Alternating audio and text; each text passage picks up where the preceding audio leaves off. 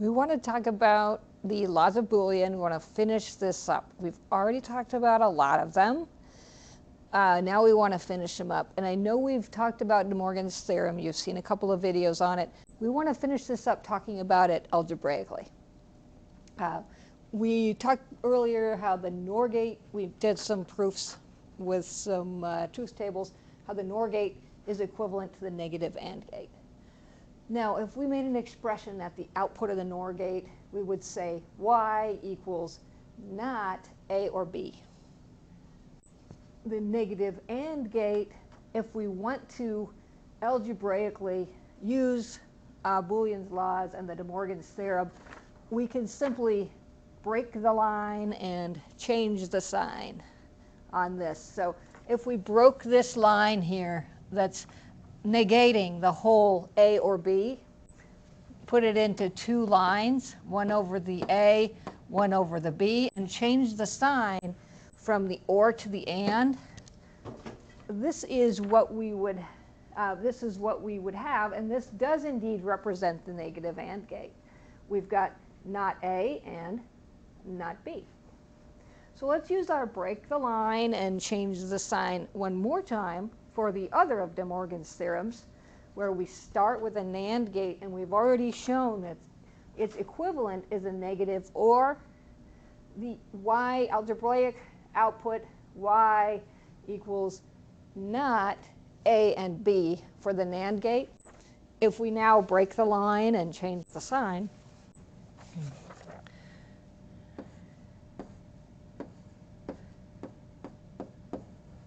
we have not A or not B, which does indeed represent the negative OR gate.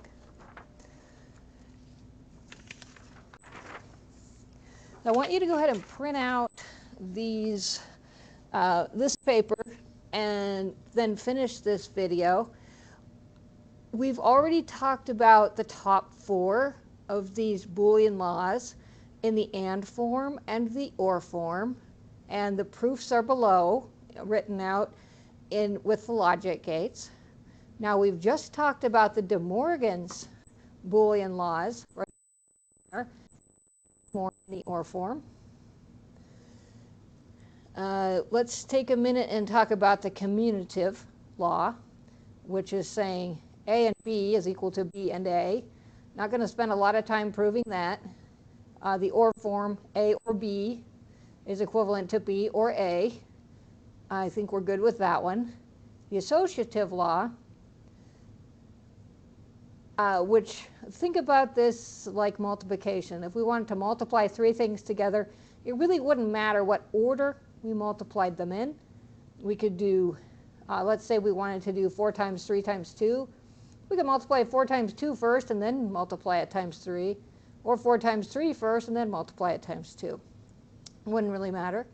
The OR form, similar case. If we wanted to add 4 and 3 and 2, wouldn't matter which 2 we added first as long as we got them all added together.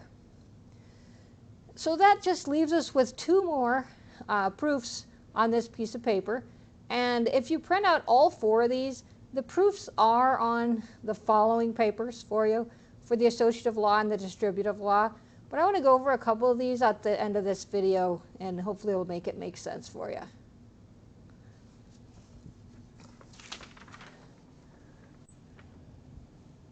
So the distributive law, we want to do a proof that this A or B and A or C is equal to A or B and C. And this is one of the laws on the piece of paper that we just talked about. And we're going to do a short proof for it. Think about this now algebraically, back from your algebra class that I'm sure you've had in high school or since. We're going to, first of all, if we're going to set about proving that the left is equal to the right, we're going to FOIL the left side. If you remember from your algebra, the word FOIL, we're going to multiply the first terms together, and we'll get an AA. And then the F is for first, O is for outer. We're going to multiply the outer terms together, and we'll have AC. And then the two inner terms, this is the I and the FOIL, and we'll have AB. And then we'll do the last two. The last here is BC. And now we're going to simplify this and hopefully get to what's on the right side of the equation here. First, you'll need to know that A and A, if you look on your, go ahead and use your paper again. And if we look on the four lines on the top, A and A, the third one down on the AND form, we'll see that A and A is equivalent to A. And we've shown that in a previous video. So we can simply replace that with A. So now our expression is as follows. Now we're going to work with these first two. We're going to pull an A out of each of these terms. So we've got A, and all we're left with here is a 1,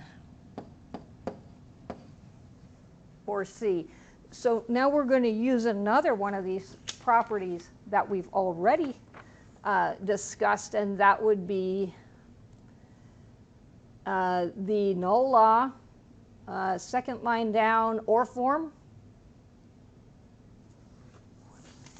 So that one said 1 or A, but we just used A on the proofs. It could be anything, an object, an apple. In this case, 1 or C is just equal to 1. We're going to get a high input through an OR gate if we do 1 and anything. So this is just going to go to 1.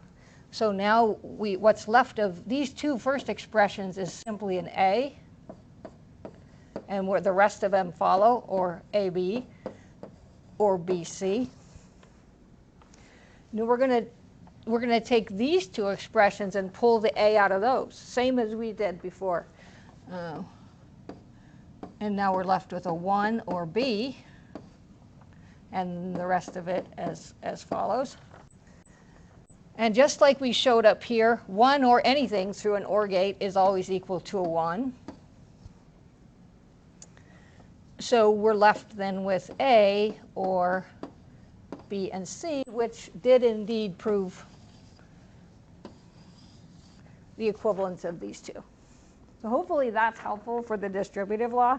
We're going to move on to the other one that we didn't show, the absorption law, and show that A or A and B is equal to A. And we've pretty much just done that in the previous proof. We've used that, just pulling the A out,